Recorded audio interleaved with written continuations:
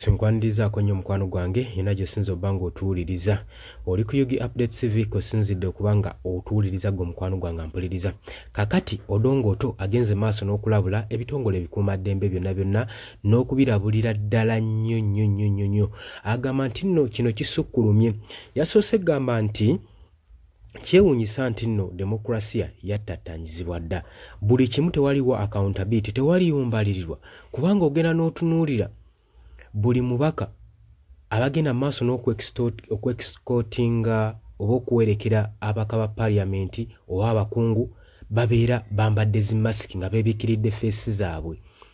Ekiviiriddeko okubanga emisango n'obumenyi bw'amateeka bweyongera mu ggwanga ng'era tebamanyi baani ddala abali mu position y'obumenyi bw'amateeka ezo ebitongole ebikuumaddembe oba bannansi. Kubanga gwe tolina ngeri ki gy'oŋŋamamu nti gwe akulira okukuuma eddembe ate weebikkiridde ki weeteeka emabega w'akakokolo, kitegeeza waliwo ebikyamu by'oba ogenda mu maaso n'okukola. Agambye nti nno ye okusinziira ku ngeri nga waabirabamu ebintu alaba nga tewali mbalirira wadde namulundi n'ogumu. Agamba ebitongole ebikuumaddembe okulumbagana ba foot soldiers ab'ekibiina kya National Unity Platform alaba nga walaakingawo discipline. Agamba nti nno bano bombiriri amagye, police ne ba foot soldiers balina okuba nga beewa respect ate n'okuuma empisa wabeerewo discipline. Kwegamba police eneme kutwalira amateeka mu ngalo so n'aba foot soldiers balekerawo okuddamu okwambala red berets ezibagaanibwa ebitongole ebikuumaddembe. Ebyo bibadde bigambo bya Odongo ng'abadde ku radio station emu emanyikiddwa nga Next Radio ng'agenda mu maaso n'okubanga media emu emanyikiddwa nga Next Radio ng'agenda mu maaso n'okubanga amenyaamenya ensonga z'ebyobufuzi mu ggwanga lyattu Uganda. Agamba nti nno kyewuunyisa okubanga bwe yabadde atutteyo empapula ze okuregistalingibwa embeera gye baamuyisizaamu si nnungi. Agamba yeewuunya nnyo okubanga bano bakyampisanga opposition kyokka ate nga ndi independent. Ye agamba olwedde ali independent talaba nsonga lwaki aba ayisibwa nga opposition.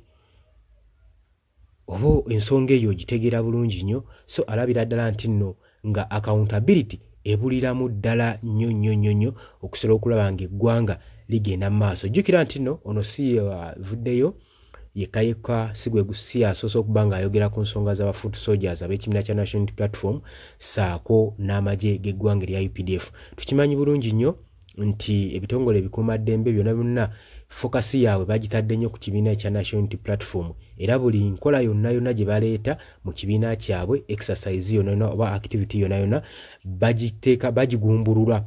Tebaagala wabeerewo activity ekalingibwa.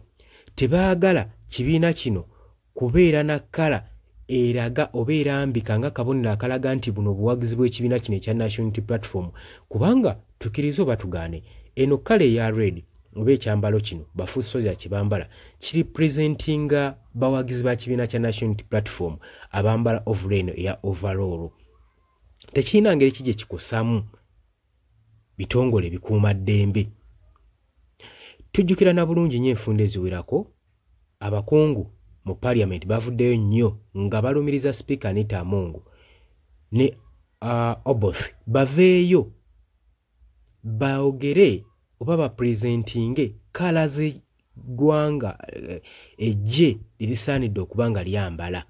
Bababuulire nti zino kalazi z'amagye, kino ekyambalo ky'amagye, baleme kuteekawo confusion wakati w'ebitongole ebikuumaddembe saako n'abawagizi b'ebibiina. Mukwano gwange ali yampuliriza naye ne buli kati tukyabuliddwako evidence ebyambalo bino okuleetebwa mu maaso ga parliament okusobola okulaga eggwanga nti no bino ebyambalo by'eggwanga ekkulu tebigwanidde kubanga byemoolerwamu era we banakwata nabyo gujja kuba gwa naggomola. Wabula balumiriza nnyo ekyambalo kino ekya National Unity Platform kyokka nga bakyabuliddwa ebyambalo bya presentinga mu parliament. Ekintu ekyo nno kikyamu nnyo. Saagala kubalwisaawo, njagala mbalage katambi ka Odongo ng'agezaako okuba nga ayogera ku mbeera eno nga basigira ekifaananyi ku mbeera egenda maaso mu ggwanga. wakati we saako ne ba foot soldiers saako n'amagye g'eggwanga erya Uganda. Oli ku Yugi Updates TV gwagenda okusharinga, okulayikinga, okukomentinga, nkwebazizzaako nnyo ekyensuso. Saagala kulisaawo kankutwale direct mu katambi kano n'oluvannyuma tunaaba proceedinga gwe mukwano gwange ali eyo ampuliriza. First of all, for the record, I've been nominated as an independent candidate. So I'm trying to learn new attributes to see the good in government and the good in opposition.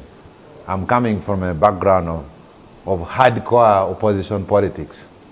And it became very interesting that the Electoral Commission extensively scrutinized my papers.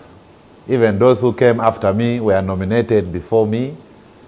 I was suspecting a little bit of foul play.